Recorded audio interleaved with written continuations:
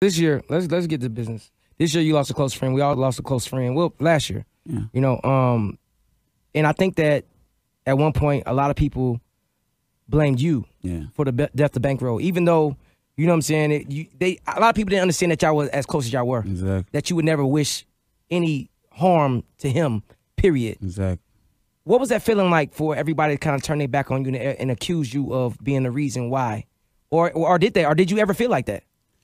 Yeah, I did. You know, like, it just put you in kind of like a corner with yourself, like, and you just feel like, you know, people just, everybody coming at you at the same time. And you know what they're feeling is, they're mourning. You know, everyone mourns different. Right.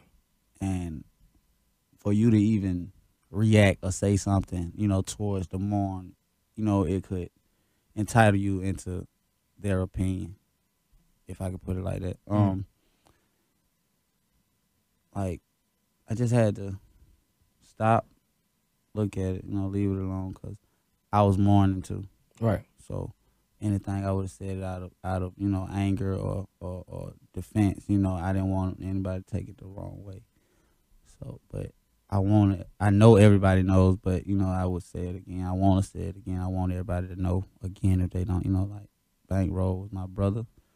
Way before Street is X, you know, way before, like, I've been a fan of bro. Like, I was rapping bro songs before I started rapping, you know, and that was before 14, you know, like, if you give money home and say, yes, sir, I got 100 rats and I can make it rain on her, yes, sir. Like, I don't even know if people remember that song.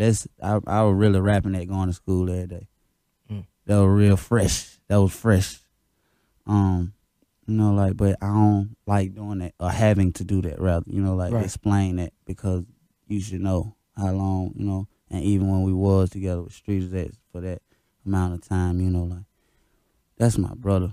This was outside of music. This wasn't just in the studio every day. We riding together, kicking it. We ain't just outside of the studio. Right. It's just, you know, it's personal to explain. That's why I don't get into too much, but, you know, just that bass part, I wanted to clear up. Do you ever, like, you know what I'm saying? I know just losing somebody close. Do you ever, like, replay that night in your mind? Like, you know what I'm saying? Does that ever? How do you deal with that?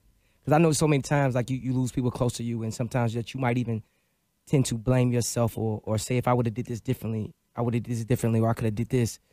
How do you deal with that? The best way I know how.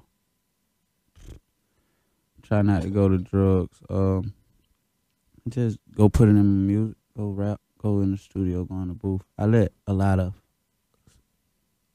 along with anger, a lot of stuff, period, like anything, I let all of it out in my music.